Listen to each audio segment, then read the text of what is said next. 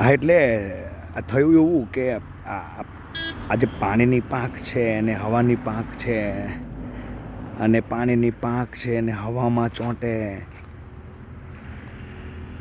પાણીની પાંખ હવાને ચોંટ, ઉડવાનું સવાલ નહીં, ચોંટ પાંખ પાણીની અને હવાની પાંખ પાંખ એટલે એટલે મતલબ એમ કે થયું કે આ પાણીની પાંખ એટલે માછલીને, હવાની પાંખ એટલે હંસની પાંખ લગાવીએ તો શું થાય એમ.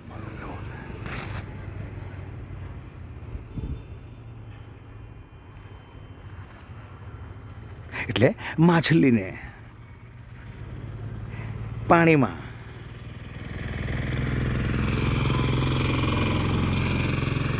તેરવાની પાંખ છે, પાણીમાં તેરવાની પાંખ છે, માછલીને પાણીની પાંખ છે, અને હંસને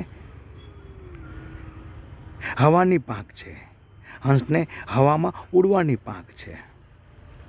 હવે એ પાંખ છે હવાની કે પાણીની,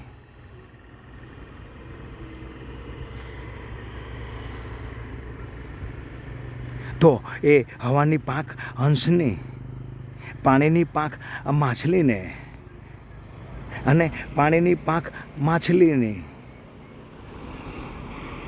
હવાની પાંખ હંસમાં નાખી દઈએ તો શું થાય?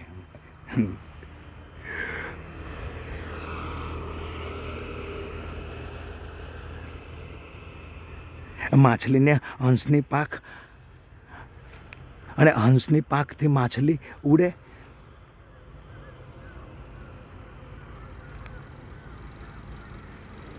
અને હવાની પાંખ હંસની, એ હંસને માછલીની પાંખ પાણીની,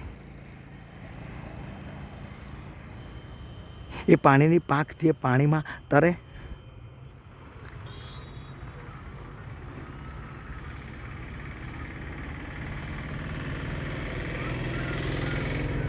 હવે તરે કે ઉડે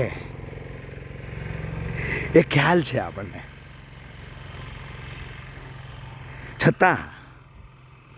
છતાંય આજે હાલે પ્રયત્ન એ જ કરવામાં આવે છે કે હંસને માછલીની પાંખ પાણીની અને માછલીને હંસની પાંખ હવાની એ પાણીમાં આપવાના પ્રયત્ન કરે છે.